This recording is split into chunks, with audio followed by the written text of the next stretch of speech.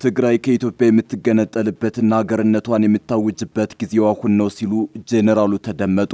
ከዓመታት በፊት በሜቴክ ተቋም ውስጥ በቢሊዮን የሚቆጠር ገንዘብ በመዝረፍ ታስረው የነበሩትና ከሸዋ ስንዴ የማትለምን ሀገረ ትግራይን እንፈጥራለን በሚለው ንግግራቸው የሚታወሱት ጄኔራል ክንፈ ዳኘው ዛሬም ስለ ትግራይ ሀገር መሆን እያቀነቀኑ ተከስተዋል። ጊዜው አሁን ነው ብለዋል። ስለ ሻዕቢያም በሰፊው ተናግረዋል። በዝርዝር እናስደምጣቸዋለን። በአማራ ክልል ከፍተኛ ውጊያ ተቀስቅሷል። በሸዋ ጎንደርና ወሎ ቀጠናዎች ተነቅንቆ አይሏል።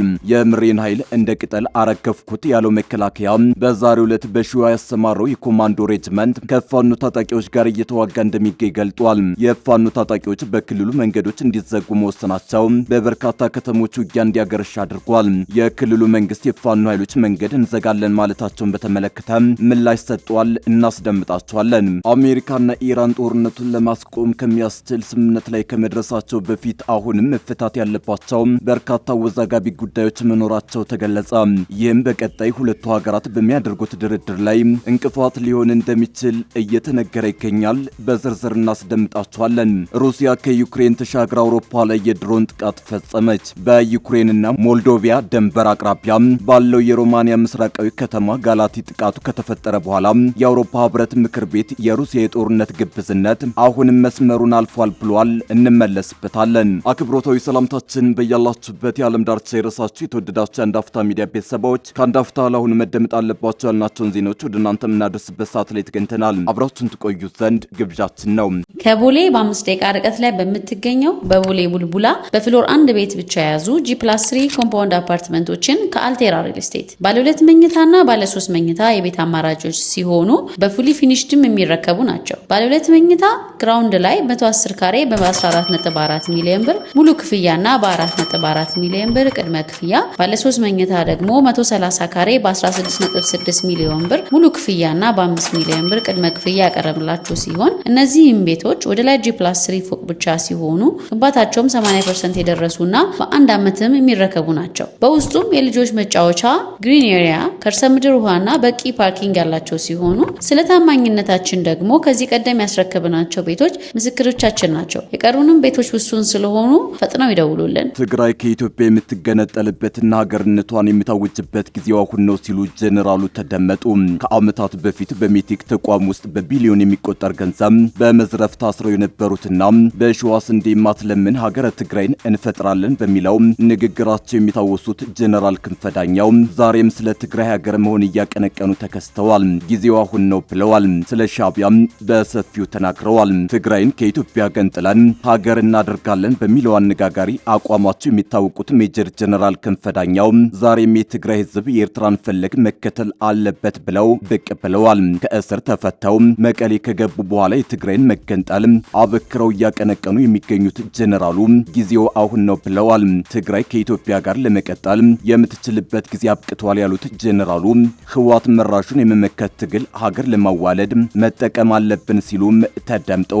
ከዚህ ቀደም የትግራይን ሀገር የመሆን አቋማቸውን ለማንጸባረቅ ኢትዮጵያዊነት በሽታ ነው ያሉት ጀነራሉ ዛሬ ደግሞ የመወሰኛው ጊዜው አሁን ነው ማለታቸው እያነጋገረ ነው። ጀነራሉ መወሰኛው ጊዜው አሁን ነው ያሉት ህወሓት የትግራይን ራስን በራስ የመወሰን መብት ለማስከበር ትግል ላይ ነው በሚልበት ወቅት ነው። የኤርትራን ነጻ ሀገር መሆን ለትግራይ ምሳሌ መሆን እንዳለበትም ሲናገሩ ተደምጠዋል። ሻዕቢያ ደርግን ታግሎ የኤርትራን ህዝብ ነጻ አውጥቷል ሲሉ የሚቀጥሉት ጀነራሉ አሁንም በደብረ ጽዮን ገብረ ሚካኤል የሚመራው ቡድን የትግራይን ሀገርነት ማረጋገጥ አለበት በሚል ይመክራሉ። የኤርትራን ነጻነት ወይንስ ባርነት የሚለውን ህዝበ ውሳኔ ሻዕቢያ ትግል ውጤት መሆኑን ገልጸው ትግራይን በተመሳሳይ መንገድ ራሷን ነጻ ለማውጣት መወሰን አለባት የሚል ጥሪ አቅርበዋል። ትግራይ ከዚህ በኋላ የኢትዮጵያ ፌዴሬሽን አካል ሆና መቀጠል የለባትም የሚል አቋም እንዳላቸው ተናግረዋል። በአሁኑ ወቅት ትግራይ ከኢትዮጵያ ጋር የሚያገናኛት ነገር የለም በማለትም ሀገርነት ለማወጅ ማቅማማት አያስፈልግም ብለዋል። የሜጀር ጀነራል ክንፈ የትግራይ ሀገርነት ይታወጅ ውቶታ በብዙዎች ዘንድ አነጋጋሪ አሳዛኝም አጋጣሚ ተደርጎ እየተወሰደ ነው። የትግራይ ህዝብ በኢትዮጵያ ሀገረ መንግስት ግንባታ ግንባር ቀደም ሚና የተጫወተ ህዝብ መሆኑን በመካድ የመገንጠል አቋም ባላቸው አካል እጅ መውደቁ በብዙዎች ዘንድ እያስቆጨ ነው። የመገንጠል አጀንዳ የሚያቀነቅኑ አካላትን በመቃወም በርካታ የትግራይ ወጣቶችና በህወሓት ውስጥ ያለፉ ፖለቲከኞችና ጀነራሎች ጭምር መኖራቸው ይታወቃል። ይሁን እንጂ እነዚህ አካላት አሁን ላይ በትግራይ ጉዳይ ላይ ለመወሰን ተጨባጭ አቅም እንደሌላቸው የሚገለጽ ሲሆን አብዛኞቹ ሸሽተው አዲስ አበባ ከትመዋል።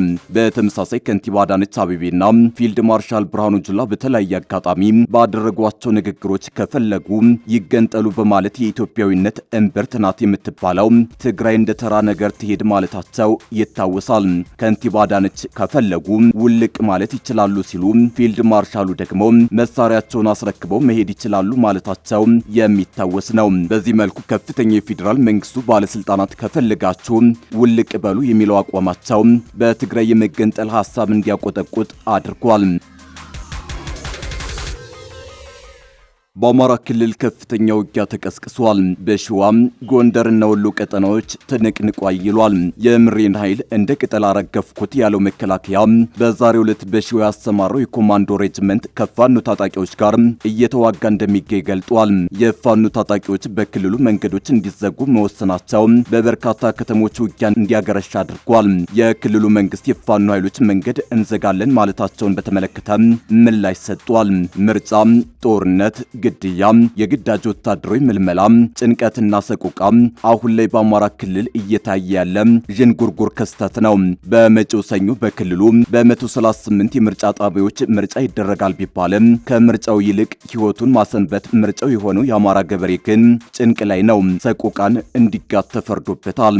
የመንግስት የድል ዜናም ሆነ የፋኖ ታጣቂዎች እየመጣን ነው የሚል የማይጨበጥ ሆድ የሚነፋ ፕሮፓጋንዳ ለአንድ ገበሬ ከሰቆቃ ውጪ ምንም ያተረፈለት ነገር የለም። የክልሉ ህዝብ እንዲህ ባለ ነባራዊ ሁኔታ ላይ ባለበት ሁኔታ መንግስት ምርጫ አድርጋለሁ እያለ ነው። ይህን ተከትሎ የፋኖ ታጣቂዎች በአንጻሩ ከዛሬ አንስቶ ከአምቡላንስ ውጪ ምንም አይነት ተሽከርካሪ እንዳይንቀሳቀስ አግደዋል።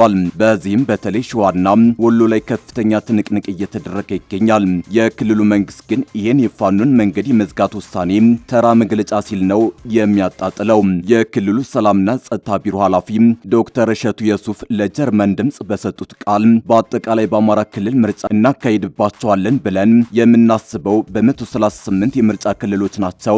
ከዚህም 8 የምርጫ ክልሎች ተጨማሪ ስራ የሚጠይቁ በመሆናቸው ምክንያት አስተማማኝ ጸጥታ እስከምናሰፍን ድረስ ከምርጫ ቦርድ ጋር ተነጋግረን 8ቱ እንዲዘገዩ ተደርጓል። በአማራ ክልል የምርጫ ሁኔታን በተመለከተ በቂ የጸጥታ ዝግጅት፣ በቂ የሰው ኃይል ስምሪት አድርገናል ብለዋል። በጫካ የሚገኘው ኃይል ያሏቸውን ታጣቂዎች ምርጫ ሂደቱን ለማሰናከል ሰልፎች እንዲካሄዱ ማድረጉን፣ የምርጫ አስፈጻሚዎችን የማገትና ሌሎች እክሎችን መፍጠሩን የገለጹት ዶክተር እሸቱ ይሁንና ለምርጫው አስተማማኝ ዝግጅት ማድረጋቸውን አክለዋል።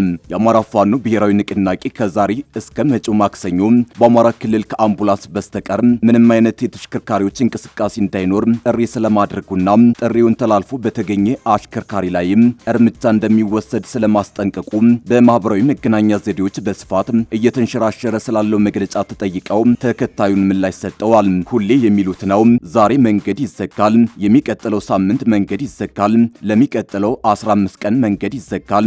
ጥሪ አቅርበናል። ሹፌሮች እንዳትንቀሳቀሱ፣ መኪና እንዳይሄድ ሁሌ የሚሉት ነው። ግን አንድ ቀንም ተስተጓጉሎ አያውቅም። ለምሳሌ የምርጫ ምዝገባ ስናካሄድ ምርጫ ጣቢያ እንዳትሄዱ ብለው ዝተዋል፣ ተኩሰዋል፣ አስረዋል፣ አቁስለዋል። ግን አላቃተንም። በበቂ ሁኔታ አከናውነናል። አሁንም እንደዚህ አይነት መግለጫዎች ያወጣሉ። መግለጫው ተራ መግለጫ ነው በማለት አጣጥለውታል። አሜሪካና ኢራን ጦርነቱን ለማስቆም ከሚያስችል ስምምነት ላይ ከመድረሳቸው በፊት አሁንም መፍታት ያለባቸው በርካታ አወዛጋቢ ጉዳዮች መኖራቸውን የአሜሪካው ምክትል ፕሬዝዳንት ጄዲ ቫንስ አስታወቁ። ፕሬዝዳንት ዶናልድ ትራምፕ ስምምነቱን ለመፈረም ተቃርበው እንደሆነ ከቢቢሲ ለቀረበላቸው ጥያቄ ምላሽ የሰጡት ቫንስ ሁለቱ ወገኖች መቼ ስምምነት ላይ ሊደርሱ እንደሚችሉ ወይም ጨርሶ ስምምነት ይፈርሙ እንደሆነ አሁን ላይ መናገር አስቸጋሪ ነው ብለዋል። ይህ ሊደረስ የታሰበው ስምምነት የተኩስ አቁሙን ለ60 ቀናት የሚያራዝምና በቀጣይ የኢራን የኒውክሌር ፕሮግራም ዕጣ ፈንታ ላይ ሰፊ ድርድር ለመክፈት የሚያስችል መሆኑ ተዘግቧል። ሐሙስ ዕለት የአሜሪካ ባለስልጣናት ሁለቱ ሀገራት በስምምነቱ ማዕቀፍ ዙሪያ መስማማታቸውንና የትራምፕን እንዲሁም የኢራን መሪዎችን ይሁንታ ብቻ እየጠበቁ መሆኑን ለቢቢሲ ቢገልጹ የኢራኑ ታስኒም የዜና ወኪል ግን ስምምነቱ እስካሁን እንዳልተጠናቀቀና እንዳልተረጋገጠ በማስነበብ ተቃራኒ መረጃ አቅርቧል። ሐሙስ ምሽት ዕለት በሰጡት ተጨማሪ መግለጫ ቫንስ እንዳብራሩት ተደራዳሪዎቹ የዩራኒየም ማበልጸግን ጉዳይ ጨምሮ በጣት የሚቆጠሩ የቃላት አጠቃቀሞች ላይ አሁንም በመወያየት ላይ ናቸው። ምንም እንኳን ሙሉ ስምምነት ላይ ባይደረስም ለስምምነት እጅግ መቃረባቸውንና ጥረታቸውንም እንደሚቀጥሉ አረጋግጠዋል። አሜሪካ ኢራን ከፍተኛ መጠን ያለው የበለጸገ ዩራኒየም ማምረቷን እንድታቆምና የኒውክሌር የጦር መሳሪያ ለመስራት ሊውል ይችላል የሚባልለትን ነባር ክምችቷን እንድታስወግድ ለረጅም ጊዜ ስትጠይቅ መቆየቷ ይታወቃል። ሆኖም ምክትል ፕሬዝዳንቱ በዋሽንግተን ዲሲ ለጋዜጠኞች በሰጡት ቃል አዎንታዊ ስሜት የሚነበብባቸው ሲሆን አሜሪካ ኢራናውያን በቅን ልቦና እየተደራደሩ እንደሆነ እንደምታምን ገልጸዋል። ባለፈው ኤፕሪል 8 የመጀመሪያው የተኩስ አቁም ከተደረገ ጀምሮ ፕሬዝዳንት ትራምፕ ሁለቱ ወገኖች ለስምምነት መቃረባቸውን በተደጋጋሚ ቢገልጹ እስካሁን ድረስ ግን በመሬት ላይ የሚጨበጥ ውጤት አልታየም። በአንጻሩ ትራምፕ ጦርነቱን እንዲያበቃ ከባህረ ሰላጤው አጋሮቻቸው ጦርነቱን ከሚቃወሙ ዲሞክራቶችና የጦርነቱ መራዘም ካሳሰቧቸው የኮንግረስ ሪፐብሊካኖች ከፍተኛ ጫና እየበረታባቸው ይገኛል። በዚህ መሃል ትራምፕን ጨምሮ ሌሎች ባለስልጣናት ይድርድር ከተሰናከለ ወደ ውጊያ የመመለስ አማራጭ አሁንም በጠረጴዛ ላይ እንዳለ ማስጠንቀቃቸው አልቀረም። የተኩስ አቁሙ መራዘም ግን የአሜሪካና የኢራን ልዑካን ይበልጥ ውስብስብ በሆኑ ጉዳዮች በተለይም በኒውክሌር ፕሮግራሙ ላይ በሰፊው እንዲወያዩ እድል ይሰጣል። እንደ ዘገባዎቹ ከሆነ የዚህ ስምምነት መሳካት በሆርሙዝ የባህር ወሽመጥ ያለ ምንም ገደብ የንግድ መርከቦች እንዲተላለፉ የሚያስችል ሲሆን ኢራንን በ30 ቀናት ውስጥ ፈንጂዎችን ከጠባቡ የመርከብ ማስተላለፊያ ላይ እንድታነሳ ያስገድዳታል። በተጨማሪም አሜሪካ የጣለችውን የባህር ላይ እገዳ የምታነሳ ሲሆን ኢራን ነዳጅ መሸጥ እንድትችል የማዕቀብ ማላላት ታደርጋለች ተብሎ ይጠበቃል። በመጀመሪያ ጊዜያት ስምምነት ላይ መደረሱን የዘገበው አክሲዮስ የዜና ተቋም ትራምፕ ስለ ስምምነቱ ማብራሪያ እንደተሰጣቸው ነገር ግን ወዲያውኑ እንዳልፈረሙበትና ውሳኔ ለማሳለፍ ጥቂት ቀናት እንደሚወስድባቸው ጠቁሟል። ረቡዕ ዕለት የኢራን መንግስት ሚዲያ በሁለቱ ሀገራት መካከል ተረቋል የተባለውን የ14 ነጥቦች መግባቢያ ሰነድ ይዘት ይፋ ቢያደርግም ዋይት ሀውስ ይህንን ረቂቅ ሰነድ ፍጹም የፈጠራ ወሬ ሲል አጣጥሎታል። ከዓለም አቀፉ የፍሳሽ የተፈጥሮ ጋዝና የነዳጅ አቅርቦት ውስጥ 1/5 የሚያልፈው በዚሁ የሆርሙዝ የባህር ወሽመጥ በኩል ሲሆን በውጥረቱ ምክንያት የዚህ መስመር መዘጋት በዓለም አቀፉ የነዳጅ ንግድ ላይ ከፍተኛ ቀውስ መፍጠሩ ይታወቃል። በሮማኒያ የጋራ መኖሪያ ህንጻ በሩሲያ ድሮን መመታቱን ተከትሎ የሰሜን አትላንቲክ ጦር ቃል ኪዳን ኔቶና የአውሮፓ ህብረት ባለስልጣናት ሩሲያን አወገዙ። የሩሲያው ድሮን መኖሪያ ህንጻውን ከመታ በኋላ እሳት እንደተነሳና 2 ሰዎች እንደቆሰሉ ተገልጿል።